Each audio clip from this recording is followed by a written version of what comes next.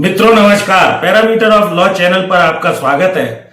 आज मैं भारतीय न्याय संहिता 2023 का बेसिक इंट्रोडक्शन आपको बताने जा रहा हूं। अपराधों से संबंधित उपबंधों में संशोधन करते हुए कंसोलिडेट करके उससे संबंधित विषयों के लिए यह अधिनियम भारतीय न्याय संहिता 2023 बनाया गया है, जो 1 जुलाई 2024 से प्रभावशील है। इसने आईपीसी का स्थान लिया है। वर्ष 1834 में लॉर्ड थॉमस बेबिंगटन मैकाले की अध्यक्षता में न्यायालय की अधिकारिता शक्ति नियमों के साथ पुलिस स्थापनों की जांच के लिए लॉ कमीशन का गठन किया गया था।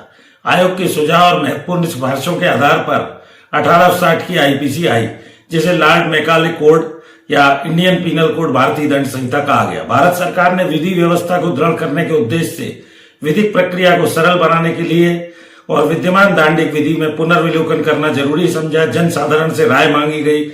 विधि आयोग ने अपने परामर्श दिए। विधियों को सुसंगत बनाने और त्वरित न्याय प्रदान करने के लिए ये व्यवस्था आई। समकालीन आवश्यकताओं को देखते हुए लोगों के जीवन में स्वतंत्रता बनी रहे, इसका ध्यान रखते हुए विधिक व्यवस्था तैयार की गई। आईपीसी को रिपील करके नई विधि को अधिनियम के रूप में प्रस्ताव रखा गया और ये इसमें ऑफेंसेस और पेनल्टी को बढ़ाया गया प्रभावी हो, जिससे कम्युनिटी सर्विस को लाया गया। पहली बार अपराधों के दंड के स्वरूप को प्रस्तावित किया गया। महिलाओं बालकों के किए गए अपराध, हत्या आदि जो भी थे और राज्य के विरुद्ध अपराधों को अग्रता कम प्रेसिडेंस में रखा गया। जेंडर न्यूट्रल किया गया। संगठित ऑर्गेनाइज क्राइम रखे गए।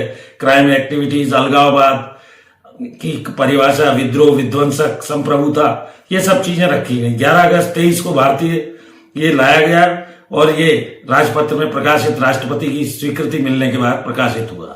अब भारतीय न्याय संहिता 2023 जो 1 जुलाई 24 से लागू है, आईपीसी का स्थान लिया है। इंडियन पीनल कोड का अपराधों को परिभाषित करता है, उसके दंड की व्यवस्था है। धन्यवाद।